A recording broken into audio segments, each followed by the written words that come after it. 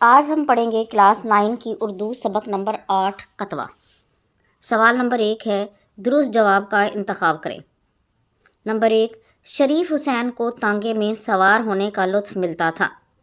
درست جواب ہے مہینے کے ابتدائی روز۔ سوال نمبر 2 ہے شریف حسین کی جیب میں کچھ رقم اس لیے تھی کہ درست جواب ہے اس کے بیوی اور بچے میکے گئے ہوئے تھے۔ سوال نمبر 3 ہے کلرکوں میں لوگ شامل تھے۔ درست جواب ہے ہر عمر کے۔ نمبر 4، شریف حسین کے خیال میں سنگ مرمر کے ٹکڑے کا مصرف تھا کہ درست جواب ہے صدر دروازے پر لگایا جائے۔ شریف حسین کی موت کے بعد سنگ مرمر کا ٹکڑا درست جواب ہے اس کی قبر کا کتبہ بنا۔ سوال نمبر 2 ہے سبق کتبہ کے متن کے مطابق دیے ہوئے سوالوں کے جواب لکھیں۔ شریف حسین اپنے دفتر میں کس حیثیت سے ملازم تھا؟ شریف حسین اپنے دفتر میں کلرک درجہ دوم تھا۔ نمبر 2، کلرکوں کی ٹولیوں میں کس طرح کے لوگ شامل تھے؟ جواب ہے کلرکوں کی ٹولیوں میں ہر طرح اور ہر عمر کے لوگ شامل تھے۔ ان میں کلرک، سپرنٹینڈنٹ، ٹائپسٹ، غرض، اعلیٰ اور ادنیٰ تمام لوگ تھے۔ نمبر 3، شریف حسین نے سنگ مرمر کے نفیس ٹکڑے کا کیا استعمال سوچا تھا؟ شریف حسین نے سنگ مرمر کے نفیس ٹکڑے کو اپنے صدر دروازے پر لگانے کا سوچا۔ نمبر 4، شریف حسین کی موت کن حالات میں واقع ہوئی؟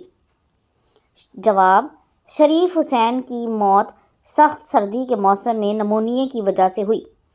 اس کے گھر والوں نے اس کا بہت زیادہ خیال رکھا لیکن وہ ٹھیک نہ ہو سکا۔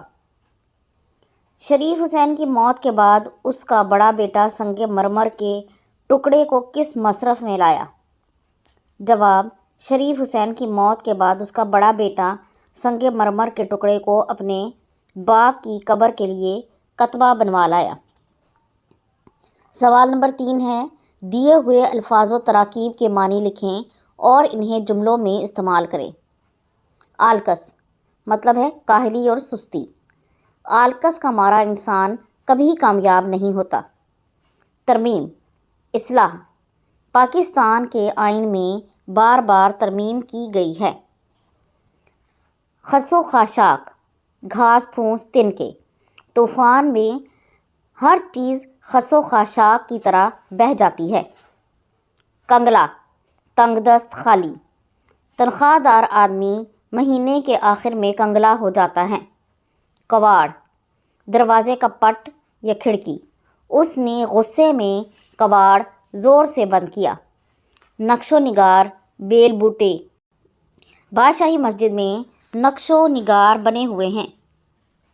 اس کے بعد داستان، ناول، افسانہ، یہ کیا چیز ہے اس کی تعریف کے بارے میں لکھا گیا ہے، اسے آپ کتاب میں سے غور سے دیکھ لیں۔ اور اس کے بعد اگلا سوال ہے سبق کتبہ کے متن کو مد نظر رکھ کر درست بیان کے آگے صحیح اور غلط کے آگے غلط کا نشان لگائیں۔ عمارتوں میں کئی چھوٹے بڑے دفتر ہیں جن میں کم و بیش 5000 آدمی کام کرتے ہیں۔ غلط۔ شریف حسین کلرک درجہ اول کچھ سویرے دفتر سے نکلا۔ غلط۔ شریف حسین نے چونی نکال کر کوچوان کو دی۔ غلط۔ ان کلرکوں میں ہر عمر کے لوگ شامل تھے۔ صحیح۔ سنگ مرمر کے ٹکڑے کو وہ ایک مشہور آہن گر کے پاس لے گیا۔ غلط۔ وہ اس نتیجے پر پہنچا کہ ترقی لطیفہ غیبی سے ہوتی ہے۔ صحیح۔ سوال نمبر 5، سبق کتبہ کے متن کے حوالے سے درج ذیل جملوں کی وضاحت کریں۔ وہ لہجہ بگاڑ کر غیر زبان میں باتیں کرنے پر تلے ہوئے تھے۔ کلرک دفتر سے نکل کر زبردستی غیر زبان میں باتیں کر رہے تھے کیونکہ انہیں افسروں سے اسی زبان میں بات کرنا پڑتی تھی۔ دنیا بھر کی چیزیں اور ہر وضع اور ہر کماش کے لوگ یہاں ملتے ہیں۔ جواب، جامع مسجد کے پاس کباڑیوں کی دکانوں پر دنیا بھر کی پرانی چیزیں تھیں اور ان کو خریدنے والے ہر قسم کے لوگ تھے۔ اس نے محض اپنے شوق تحقیق کو پورا کرنے کے لیے قیمت پوچھی۔ اسے سنگ مرمر کا ٹکڑا خریدنے کی ضرورت نہ تھی، صرف تجسس کی وجہ سے اس نے قیمت پوچھ لی۔ نمبر 4، وہ بڑا غفور الرحیم ہے، کیا عجب اس کے دن پھر جائیں۔ اللہ تعالیٰ بڑا رحم کرنے والا ہے، وہ دن پھیر دے تو حالات بدل جاتے ہیں۔ سوال نمبر 6، درج ذیل لفظوں پر اعراب لگائیں تاکہ ان کا درست تلفظ واضح ہو سکے۔ تو یہ آپ دیکھ لیں کہ یہ کس طرح لگائے گئے ہیں۔ اس کے بعد ہے درج ذیل نثر پارے کی تشریح کریں اور تشریح سے پہلے مصنف کا نام اور سبق کا عنوان بھی دیجیے۔ گو ان میں زیادہ تر کلرکوں سے لے کر مشقیں بہم پہنچا رہے تھے تک۔ مصنف کا نام ہے غلام عباس اور سبق کا عنوان ہے کتبہ۔ غلام عباس اردو کے ممتاز افسانہ نگار ہیں۔ زبان و بیان کی سادگی ان کے افسانوں کی اہم خصوصیت ہے۔ تشریح طلب عبارت میں مصنف بیان کرتا ہے کہ شہر سے 1.5-2 میل کے فاصلے پر سیکریٹریٹ کے دفاتر کی عمارتوں کا ایک طویل سلسلہ تھا۔ شہر کی جانب جانے والی سڑک سپہر 4 بجے کے بعد ان ملازمین سے بھر جاتی تھی جو دفتروں میں کام کے بعد اپنے اپنے گھروں کی جانب واپس جا رہے ہوتے تھے۔ ان میں ادنیٰ اور اعلیٰ ہر درجے کے ملازمین تھے۔ سائیکل سوار، پیدل، آدھی آستینوں کی قمیض، نکر اور چپل پہنے، سر پر 16 ہیٹ رکھے، رنگ دار چشمہ لگائے، بڑی توند والے بابو چھتری کھولے، منہ میں بیڑی، بغلوں میں فائلوں کے گٹھے دبائے ہر وضع کے ملازمین ہوتے تھے۔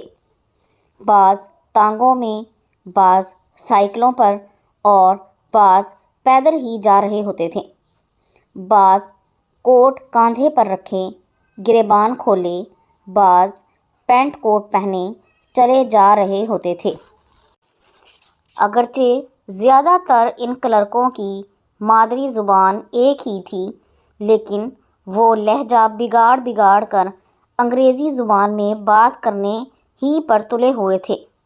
وہ اگر چاہتے تو بآسانی اپنی مادری زبان میں بھی بات چیت کر سکتے تھے، لیکن چونکہ وہ سارا دن دفتروں میں انگریزی زبان میں بات کرتے رہتے تھے، اس لیے وہ بگڑے ہوئے لہجے ہی میں انگریزی زبان میں بات کرنے پر بضد رہتے تھے۔